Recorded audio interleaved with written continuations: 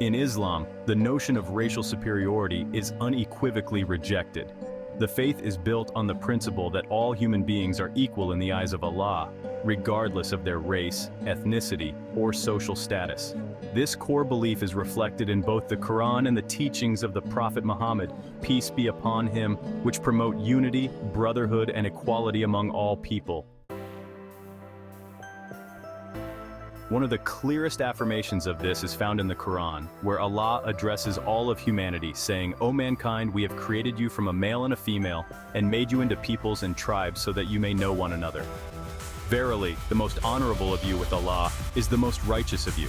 This verse establishes that no race or tribe holds superiority over another. In fact, the only thing that elevates a person in the sight of Allah is their piety and good character, not their skin color or lineage, or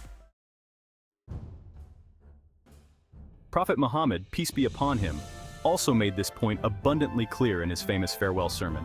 As he spoke to a large gathering of Muslims, he declared, "All mankind is from Adam and Eve. An Arab has no superiority over a non-Arab, nor does a non-Arab have any superiority over an Arab. A white has no superiority over a black, nor does a black have any superiority over a white, except by piety and good action." This statement, delivered in one of the Prophet's final public addresses, was a direct rejection of any form of racial hierarchy. It reinforced the idea that all humans share the same origin and are to be judged solely by their character and actions. The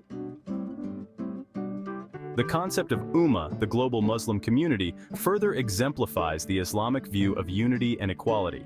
In Islam, believers from all backgrounds and nationalities are considered part of a single brotherhood.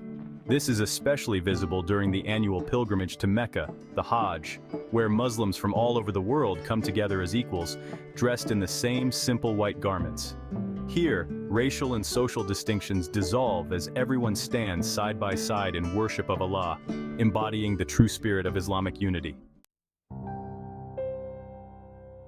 Throughout the life of the Prophet Muhammad, there were also powerful examples of how Islam disregarded racial and social differences. One of the most notable figures in early Islam was Bilal ibn Rabah, a former African slave who became one of the Prophet's closest companions and the first muezzin, the one who calls Muslims to prayer. Bilal's high status in the Muslim community was based on his faith and character, not his background, reflecting Islam's focus on individual merit rather than race. The Prophet Muhammad was also vocal in condemning any form of racism or tribalism. In one instance, when a companion insulted Bilal because of his race, the Prophet rebuked him, reminding him that such behavior had no place in Islam. This incident underscored the faith's emphasis on the equality of all people, regardless of their race. Justice and fairness are central to Islamic teachings, with the Quran commanding believers to stand firm in justice, even if it means going against their own interests or those of their families.